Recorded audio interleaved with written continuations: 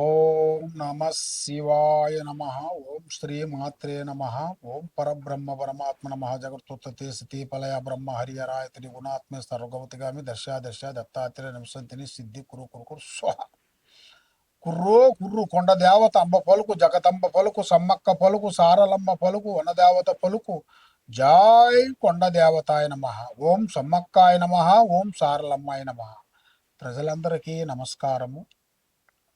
2026 August నెల ఈ 12 రాసులకి స్థితిగతులు ఎలాగుండాయి, వాళ్ళ యోగ నక్షత్రం ఎలాగుంది, వాళ్ళు చేయాల్సిన కార్యక్రమాలు ఎలాగుండాయి.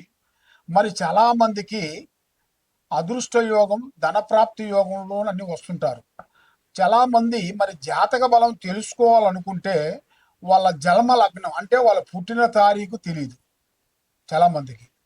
చాలామందికి నా పేరు ఇదండి, ఈ పేరులోనే నేను చేస్తాను, ఈ పేరులోనే నేను రాశిఫలం చూసుకుంటున్నాను, మరి అది ఎంత కరెక్ట్ కాదా, లేదా జన్మ లగ్నమే చూసుకోవాలా అనేది చాలామందికి ఒక సందేహం. మెయిన్గా మనిషికి జన్మనాభం అనేది ఉంటే డేట్ ఆఫ్ బర్త్ అవన్నీ ఉన్నాయనుకోండి, మనం ఆ డేట్ ఆఫ్ బర్త్ ప్రకారంగా రాశి ఫలాన్ని అనేది మనం కంటిన్యూ చేసుకుంటూ పోవాలి. లేదు మనకి అది లేనప్పుడు వాళ్ళ నామదశ అనగా పేరు, వాళ్ళ పేరును బట్టి ఏ రాశి వస్తుంది, ఏ నక్షత్రం వస్తుంది అనేది దాన్ని పట్టుకొని దాన్ని ఎలాగ చేయాలి, ఎలాగ పూజా కార్యక్రమాలు చేయాలి, దాంతో ఎలా చూసుకోవాలి అనేది, ఆ నక్షత్ర గడియలు బలం ఏమిటి, మళ్ళీ వాళ్ళకి ఉండాల్సిన కుండలి యోగం ఎంతవరకు వచ్చింది, వాళ్ళకి జన్మయోగం ఎంతవరకు వచ్చింది, స్థానయోగం ఎంతవరకు వచ్చింది అనేది మెయిన్గా తెలుసుకోవాల్సిన విషయము. మరి ఈ 12 రాసులకి ఎలాంటి గ్రహాలు, సందేహాలు, డౌటు, ఏ సందేహం ఉన్నా కూడా తప్పకుండా ఈ కింద ఉండాల్సిన నెంబర్కి మాకు సంప్రదించండి. కాబట్టి ఈ 12 రాసుల్లో ఉండవలసిన వాళ్ళు ముఖ్యంగా మరి కొంతమందికి లగ్నాన్ని పెట్టుకొని వెళ్ళిపోతుంటారు. లగ్నం అంటే వాళ్ళు పుట్టిన సమయం, ఆ సమయంలో ఒక లగ్నం వస్తుంది, ఆ లగ్నాన్ని పెట్టి దానినే చూసుకుంటూ పోతుంటారు. కానీ లగ్నంతో పాటు రాశి బలం చాలా గొప్పది. రాశి బలము, లగ్న బలము, ఈ రెండింటిని మనం చేసుకోవాలి, తెలుసుకోవాలి. మీకు తెలిసిన దగ్గరలో ఉండాల్సిన ఏదన్నా గురువుల దగ్గర కానీ, లేదా డైరెక్ట్గా మా దగ్గరికి వచ్చినా కూడా మీకు ఏ రాశి వస్తుంది, ఏ నక్షత్రం వస్తుంది, ఏ స్థానం అనేది మీకు వెలుగులో ఉంది, యోగస్థానం ఎంతవరకు వచ్చింది, యోగ కుండలి ఎంతవరకు వచ్చింది, స్థాన చలనం ఎంతవరకు వచ్చింది, లగ్న యోగం ఎంతవరకు వచ్చింది, కళ్యాణ బంధనం ఎంతవరకు వచ్చింది అనేది మేము ఎన్ని చూసి జాతక చక్ర గణితం అనేది వేసేసి చూసి అన్ని విషయాలు మేము చెప్పగలుగుతాం. తదుపరి రాశి ఆగస్టు నెల 2026 ధనుస్సు రాశి ఫలితాలు. మరి ఈ ధనుస్సు రాశిలో ఉండవలసిన వాళ్ళు అదృష్టము, జీవితము, లలాటకము, యోగము, స్థానబలము, పూజ బలము. కాబట్టి వీళ్ళు ఎక్కువగా దైవుణ్ణి ఆరాధిస్తుంటారు, అంటే భగవంతుని పూజ. ఏదైనా సరే ఆలోచించి రాంబాణం మాదిరిగా ఒకే ఒక మాటతో ఎంతలా పనైనా కొట్టుబాటు దిగుతారు.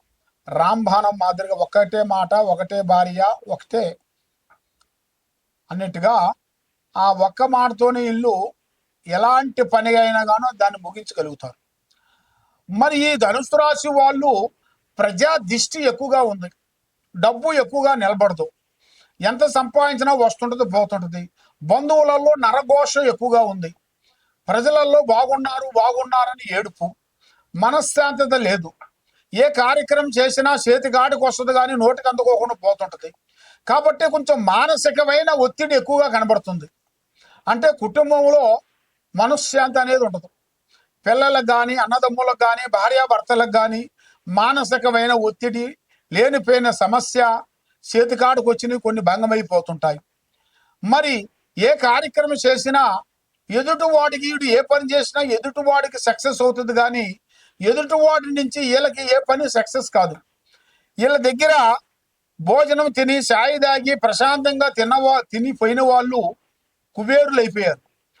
కాబట్టి వీళ్ళ డైరెక్షన్ ఏరే వాళ్ళకి సెట్ అవుతుంది, కానీ ఏరే వాళ్ళ డైరెక్షన్ వీళ్ళకి సెట్ కాదు. కాబట్టి స్థాన మార్పు రాబోతుంది వీళ్ళకి. అంటే ఇల్లు కట్టుకోవటం కానీ, ఇల్లు కొనటం కానీ, లేదా గవర్నమెంట్ నుంచి కానీ, ప్రైవేట్ నుంచి కానీ, పెద్దవాళ్ళ తరపు నుంచి కానీ, వీళ్ళకి స్త్రీ తరపు నుంచి కానీ, భార్య తరపు నుంచి కానీ, ఒక అమ్మాయి తరపు నుంచి కానీ, వీళ్ళ జాతక యోగంలో ఒక స్థాన చలనం అనేది రాబోతుంది. అది బరువైనది. వీళ్ళ జాతకంలో టర్నింగ్ పాయింట్ అంటారు. అది ఇలా అతి దగ్గరలోనే ఉంది. మరి ఈ సంవత్సరమున 2 పంటలు మంచిగా అభివృద్ధిగా పంటలు అనేది మంచిగా వస్తాయి. మరి ఆ పంటలో కూడా కొంత జాగ్రత్తగా మీరు పడాలి. ఎక్కడెక్కడో కొన్ని కవులు తీసుకుంటారు. ఆ కవులను తీసుకోవటం అంటే, ఆ కవులు తీసుకొని మీరు ఏం చేస్తారంటే ఎదుటి మనిషికి ఏరే వాళ్ళకి ఇచ్చేస్తుంటారు, నీకెంత నీకెంత నీకెంత అని. కాబట్టి మీరు చేసే తప్పు అదే. మీరు కవులుగా తీసుకున్నప్పుడు అది మీరే దగ్గరుండి మీరే చేయాలి. ఏరే వాళ్ళు చేసినా కూడా దగ్గర ఉండి మీరు చేయించాలి. అది ఏరే వాళ్ళకి ఇచ్చారనుకోండి, దాంట్లో ఎన్నో నష్టాలు రాబోతున్నాయి. దానివల్ల మీకు ఎన్నో సికాకులు వస్తాయి, గొడవలు వస్తాయి, పోలీస్ స్టేషన్ వస్తుంది, కోర్టు చుట్టూ తిరగాల్సి వస్తుంది. కానీ అలాంటి తప్పులు చేయొద్దండి.